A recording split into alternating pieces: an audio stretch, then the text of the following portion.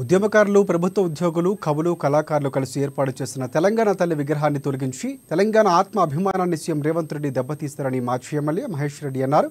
ఇక పరిగి పట్టణంలో తెలంగాణ తల్లికి పాలాభిషేకం చేసి పూలమాలలు వేశారు.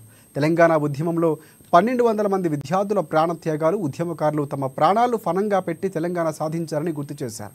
అలాంటి తెలంగాణలో గత ప్రభుత్వం ఆనవాలు లేకుండా చేసి సంక్షేమ పథకాలకు రేవంత్ రెడ్డి తూట్లు పొడుస్తున్నారని మండిపడ్డారు. చివరకు తెలంగాణ తల్లి విగ్రహాన్ని సైతం మార్చి నేడు మరొక తెలంగాణ తల్లి అంటూ విగ్రహావిష్కరణ చేయడం విడ్డూరంగా ఉందని విమర్శించారు, తీవ్రంగా ఆరోపించారు. ఈ క్రమంలో ఇక పరియ municipal Mukunda Ashok, Praveen Kumar Reddy, market committee మాజీ chairman Anjaneyulu, PSCS vice chairman Bhaskar, అలాగే PSCS chairman Surender Reddy, R Anjaneyulu నాయకులు పాల్గొన్నారు.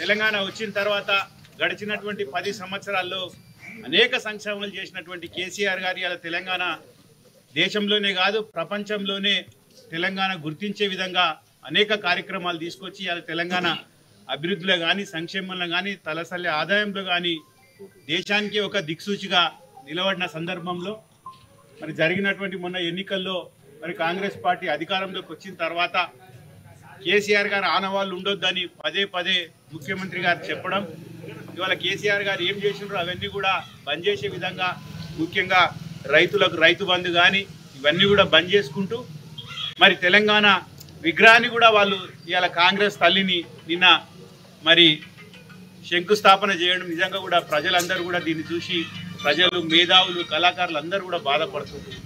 ఇవాళ కాంగ్రెస్ పార్టీ ఏం చేస్తుందంటే కేసీఆర్ గారు ఆనవాళ్ళు ఊడిపోయాలనే ఆలోచనలో ఉన్నారు. తప్పకుండా ప్రజలు వాళ్ళకు బుద్ధి చెప్తారు. రాబోయే కాలంలో తప్పకుండా నిన్న కేటీఆర్ గారి పిలుపు మేరకు ఏదైతే ప్రతి నియోజకవర్గ కేంద్రంలో కూడా తెలంగాణ తల్లికి పాలాభిషేకం చేయాలనే సందర్భంగా ఈరోజు పరిగిలో కార్యక్రమానికి విచ్చేసిన అందరు కూడా పేరు పేరున ధన్యవాదాలు తెలియజేస్తూ తప్పకుండా రాబోయే కాలంలో ప్రజలందరూ కూడా గమనిస్తున్నారు. గడిచినటువంటి సంవత్సరంలో అనేక సంక్షేమాలు